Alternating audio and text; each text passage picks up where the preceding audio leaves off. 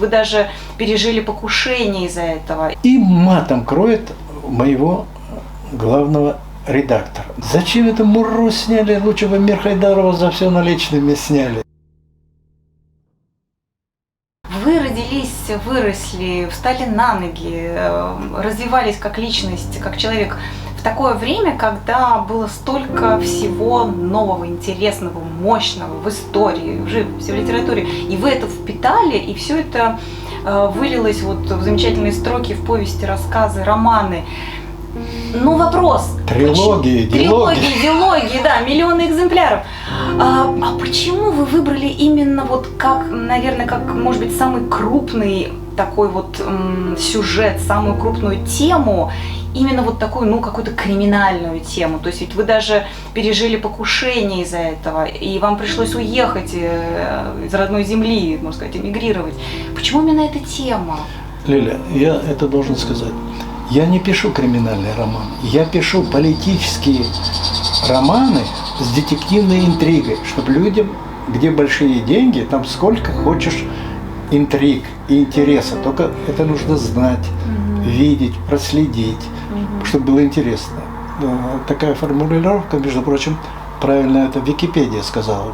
Конечно, когда вот это у нас появились частные издательства, они преимущественно печатали криминальную литературу.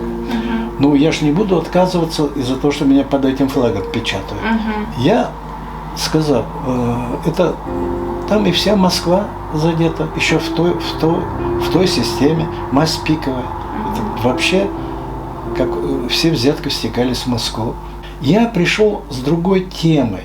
Вот это инженерное, техническое образование и жизнь не в столице, такой пласт жизни. Были так называемые почвенники, деревенщики, ну, крупнейшие писатели, тот же Распутин, Белов, но они брали очень только русскую, глубокую, глубинную жизнь русскую, да, показали. Это крупнейшие писатели, да, даже, это великие примеры. И были таких 10-20 писателей, а большинство книг журналист, артист, все это, вот сейчас кино, вот любую, сейчас особенно очевидно, как будто других героев нет. Копирку, да, ну, в смысле, других героев нет. Я пришел с другими героями. Я пришел абсолютно с другими, с героями-созидателями. Жизнь стоит только на тех, и тот же авиационный завод мне дал какую-то пищу на много лет. Я видел там хорошие рабочие, их заставляли учиться в высшем учебном заведении. Буквально. Они не хотели, потому что они по 400 рублей получали. Да, пусть люди не говорили, что там не платили. Кто умел работать, я будь здоров, везде получали. Кто умел работать, я был нужен, получали. Их они заставляли. Вот несколько ребят, я фамилии их могу это сказать, но это уже не имеет значения. Они уже на 3-4 курсе, когда я учился, и они вечером на вечерние занятия шли. И представляете, какие из них инженеры появились? Великие инженеры. Потому что он все понимает. А что сейчас человек в ГИМО поступает? Вот сегодня это уж у какой-то знаменитой артистки, у которой 47-летняя дочь, которая ни одного дня не работала. Теперь у нее сын, значит, ее любимый внук. Я не из-за того, что не могу назвать фамилию, я запамятовал. И она хвалится, в ГИМО он поступил. Вы рассказали, вот, да, что люди получали образование, несмотря на высокую зарплату. Это были уже состоявшиеся специалисты в своей работе, может быть, даже на должностях каких-то серьезных. Вы сами работали, получается, на таких серьезных масштабных стройках страны. Вообще вот эта вот масштабность вашего мышления, вашего отношения к миру, вот этот масштаб, калибр как человека, как личности, он прям вот в каждом вашем произведении, конечно, чувствуется. А вот придя в литературу, написав первый рассказ «Полустанок Самсона», в 40 лет вы уходите на свободные хлеба. Вы оставляете, в общем-то, ведь серьезно состоявшуюся карьеру. Абсолютно точно. То есть вы руководили такими серьезными стройками, вы начинали такие мощные объекты и присутствовали на таких, собственно, ну, федерального значения, в общем-то, объектах, да, и впереди наверняка у вас была бы еще более какая-то высокая карьера, и вы уходите и становитесь вот совершенно писателем, просто писателем. Ну, понятно, что уже Спасибо, успешным, хороший да. вопрос. Как это вот, что было у вас в голове? Вот даже сейчас, когда мы меняем профессии каждые 5 лет, у нас сейчас такая жизнь, что все очень быстро происходит, то есть профессии уходят, приходят новые, ты их комбинируешь, сопоставляешь вместе, делаешь там синергетические какие-то там, изобретаешь новые себе профессии. Вы уходите из состоявшегося совершенно профессионального круга, должности, зарплаты, карьерного роста, все понятно в будущем, что будет происходить. И вы уходите в совершенно творческую среду, новая стезя, новое направление. Как? Да, спасибо. Я давал много интервью, но такой серьезный вопрос, признаюсь, мне никто не задавал. Во-первых, я скажу слово «федеральное», тогда мы даже не слышали, хотя Российская Федерация была. Все было в масштабе СССР. Благодаря работе своей, спецмонтажу, Трест был в Москве, Минмонтаж спецстрой, между прочим, возглавлял его тоже татарин Якубовский. Когда я уходил в 1981 году на вольные хлеба, как мы все задали, конечно, у меня был круг не только среди творческих людей, а, естественно, в строительной области. Очень много строителей. И мне спрашивали: ну, что ты выигрываешь от того, что вы сказали? Вот у тебя хорошая работа. У нас Трест был такой, строители всегда хорошо. Организация жизни строительства, поэтому страна от и до строилась. Допустим, мы получали, кроме зарплаты, квартальные премии, если мы объемы в срок выпускали. А еще, допустим, мы строим какой-то комбинат, а его введут через 5 лет, мы уже и забыли. Но наша толика работы там есть. Проходит 5 лет, 4 года, и вдруг приходит огромное государство, дает всем, кто довел с нуля до пуска, потому что объекты, еще оборудование, наладка. Пока она пойдет, даст первый продукт, всем отдают премию. Вот мы неожиданно получали и 1 оклад, и 2, не ожидая. Понимаете?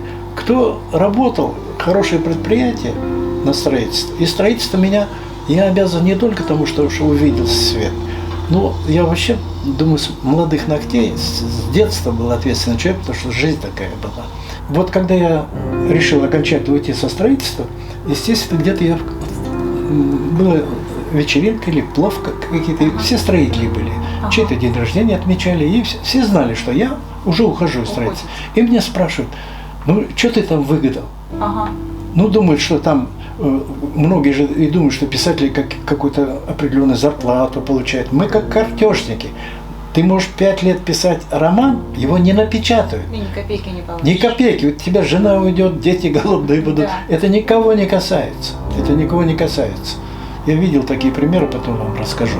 И меня спрашивают: почему ты вот... Я говорю, мало того, что я хочу писать книги, с одной стороны, я говорю, я не хочу по утрам здороваться с теми, с кем не хочу. Они говорят, это все? Я говорю, это для меня? Для меня. Это важно. Да, для меня это очень важно. Я, как сказать, я и не ведущий, но я не хочу быть ведомым долго. Это характер такой. Не то, что меня что-то не устраивало, но это вечное подчинение. Это же не я придумал. Я начальник, ты дурак.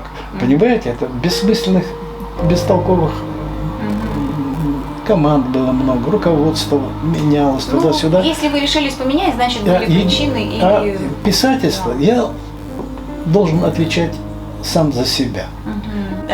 Вы многое предсказали, вы многое рассказали. Я прочитала у вас интересную фразу про то, что в литературе очень важна первичность темы, да, то есть нужно писать о чем-то новом, незнакомом, то, что для читателя будет вот таким эффектом, в чем-то вот даже, можно сказать, разорвавшейся бомбы, да, то есть чтобы это привлекало.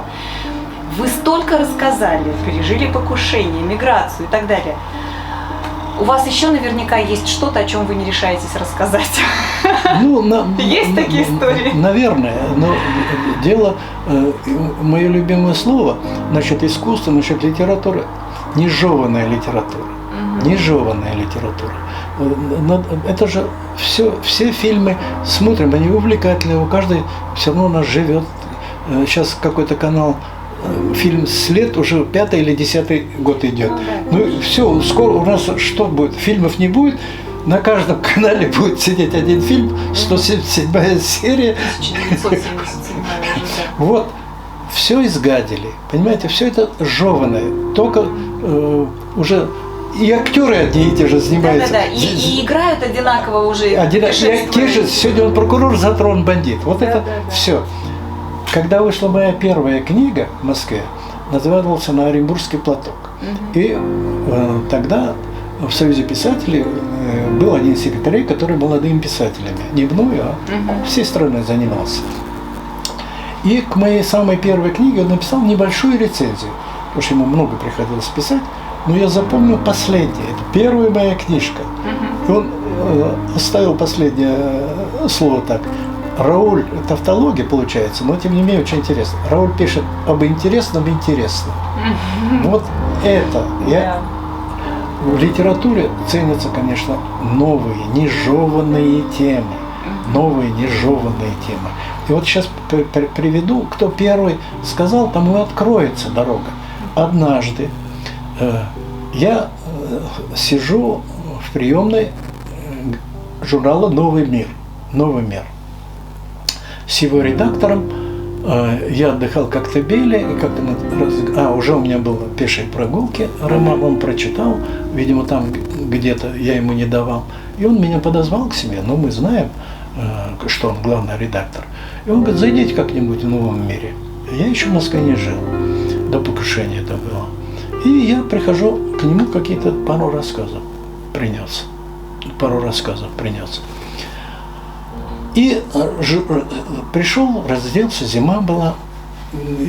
Секретарша говорит, он занят, у него писатель какой-то есть, подождите, вот полчаса сколько-то. И вдруг дверь буквально с той стороны чуть ли не ногой вышибает, выскакивает мужик, не в дубленке, а в тулупе, шапка такая, и матом кроет моего главного редактора. Но я потом пойму.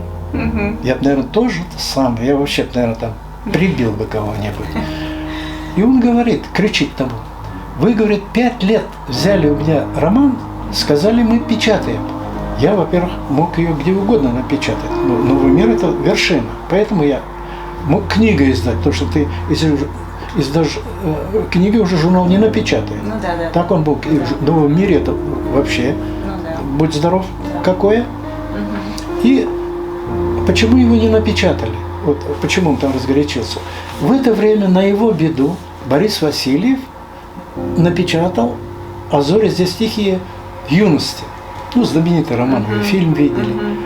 Не кто-нибудь вторичную, чтобы вы поняли, что значит первичная тема. И они загубили этому писателю жизнь. Вот Борис Васильев, 51 год ему было, первая публикация. И он умер великим писателем, он действительно хороший писатель. А этот, я даже и фамилии не знаю, но выйдя у него в «Новом мире» эта книга, у него была бы совершенно другая вещь. А зав. Отделом прозы был Игорь Иванович Виноградов, который позже редактором «Континента» стал, знаменитого, который в Берлине издавался, потом сюда пришел. И он взял эту мою пешую прогулку, но нужно было сократить. И когда вдруг Виноградов рассорился с главным редактором, который постоянно с Горбачевым шлялся, и ушел с этого журнала. И неожиданно пришла другая женщина, которую я знал из знамени. И вот объявленный номер меня просто демонстративно выставили, москвич Орлов. Вот альтист Данилов, у него вторая вещь послабее, вот вторая вещь – это «Мое законное место». Выкинули. Понятно. А вот это у меня бы вообще бы жизнь в литературе была совершенно другая в «Новом мире» в то время. Потому что это никто об этом не писал. И никто и не знает, и боится. Понимаете? Боится. Да. Вот я написал про Адылова в пешей прогулке. Вот вчера где-то в интернете какая-то женщина из Ташкента напечатала. Его боялись в правительстве. Он здесь сидел, а когда вышел с российской тюрьмы, Каримов еще на 16 лет, он лез во все дела. Ну, убийца собственной тюрьмы имел. И все, я про него написал. Под фамилией своей. Ой, тема, конечно, такая очень серьезная. Но я получил по полной программе. Да, это да. Пришлось мне бросить Ташкент, хороший дом, да, вообще-то дом. бросить, да, все, что вот вы создали там у себя на родине. А сейчас, кстати же, вот такая тема, ну, как вот мы даже с вами упомянули, эти все сериалы, все об одном и том же, очень много вот этого криминала и так далее. У вас нет предложения об экранизации сейчас? Ну что, предложений было много, но сейчас поубавилось. Я даже Насреддин, помните, Хаджа Насреддин продавал на базаре ишака своего. Продаст, через неделю или через 2 ишак к нему приходит. Он снова ведет на базар. Я уже 4 раза получал авторские права, продавал на роман «За все наличными», «Пешие прогулки», еще на другие романы. И там вот такие вот договора, все мне нельзя, и 10 раз нельзя. И я сижу, говорю, я согласен. Говорю, а можно я один пунктик вставлю? Они говорят, пожалуйста. Они все самоуверенные люди в кино. Несерьезные люди. Это случайные люди, особенно сейчас последние 20-30 лет. Ну, случайно заработали деньги. И, ну, не знаю, заработали или украли. Ну, короче говоря, фильмы хотят снимать. Я говорю, если в течение 2 лет вы не заснимете, авторские права отходят ко мне. Без суда, без разрешения я возвращаю себя и предлагаю другим. И вот 4 раза все время, однажды даже французы приехали, и этот наш знаменитый Александр Миндадзе, он работает с режиссером Татарин, как его фамилия, вот вылетела, ну, суперизвестный, они с Миндадзе в паре работают. Не Сокуров? Нет, он не Татарин. Нет, Сокуров. Алматинский татарин. Ну, все люди знают, с кем работает. Мы даже ходили с этим французом в ресторан, он нас приглашал, какие-то авансы получили, даже сценарий уже был написан. И даже у него не получилось. Там хорошая армянская линия, за все наличные, хорошая. И какие-то армяне собрали уже большие деньги, и с этими большими деньгами бухгалтер армянин, естественно, сказанул. С этими деньгами у них не получилось. Вот это у них могло получиться. Понятно. Ну, я думаю, а сейчас, конечно, как сказать, кино такое специфическое дело. Кстати, я в интернете, не интернетовский человек, но много раз встречал.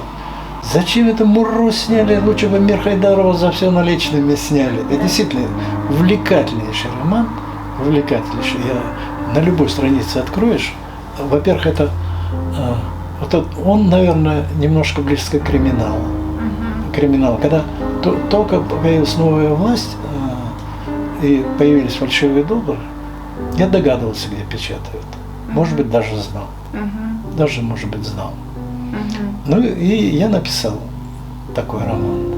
Спасибо вам большое, Рауль Мирсаидович, за эту беседу. Я бы ее продолжала и продолжала, но это уже невозможно. Вам огромное спасибо за то, что так, эта же беседа получилась благодаря тому, что вы выстроили наш разговор. Спасибо. Спасибо. Спасибо. Очень, очень приятно получить от вас такую оценку моей работы. Благодарю вас. Здоровья вам крепкого. И хотелось бы еще не раз с вами встретиться и пообщаться. Спасибо. Надеюсь. Да. Спасибо. Спасибо. Мы сделаем критическую передачу. Ух, я чувствую, это будет просто огненно. Спасибо большое. Спасибо. Господа и дамы, друзья, подписывайтесь на канал «Штаб татарской молодежи». Мы будем здесь выкладывать вот такие интересные разговоры с удивительными людьми, которых вы вот так просто не встретите на улице, а у нас такая возможность иногда появляется специально для вас. До свидания. Спасибо за внимание.